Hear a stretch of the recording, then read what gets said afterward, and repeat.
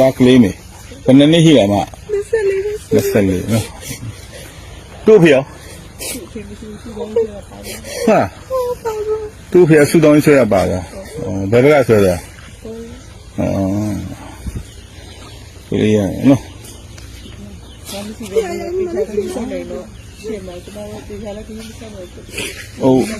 မဝါလေသူ့ရဟိုဘက်အထဲထဲဝင်ရမှာမလားပြီးမှဟိုမှာဟိုကကျမလုပ်ပေးလိုက်ပြောပြတာအမယာပြီးတစ်ခုဖြစ်တော့မှာပြောပြဟိုမှာအထဲဝင်အောင်